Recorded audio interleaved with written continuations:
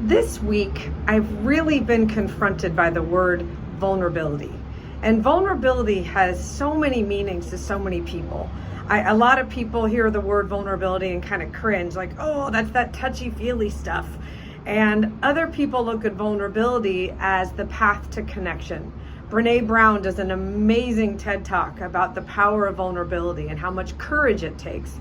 It takes a tremendous amount of strength to be vulnerable. And as a leader, it sometimes feels counterintuitive. We always heard the slogan, never let them see you sweat. Why would I want to be vulnerable with my team or the groups that I lead?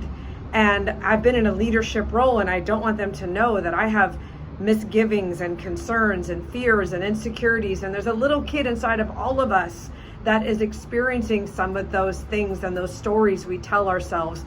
Most of those are not true about our worthiness and our ability to do really amazing things. You are worth it. Your team is worth it. Be vulnerable. There is a great quote from C.S. Lewis that says, if you want to protect your heart and keep it intact, then give it to no one, not even an animal. Because we know that when we love, that we know that our heart will be broken, that our heart will be wrung.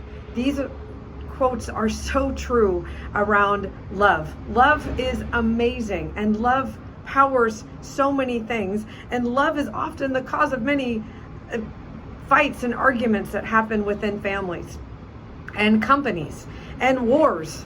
And so we need to take the time to consider that vulnerability is an act of courage. It's an act of strength.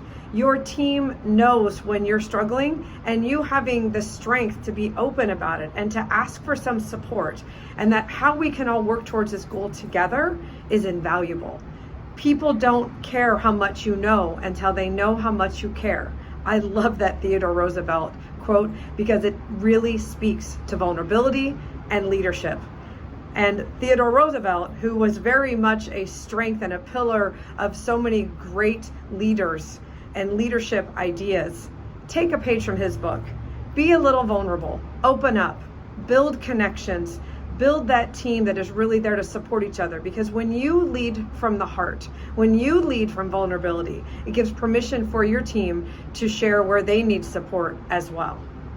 Make it a great day.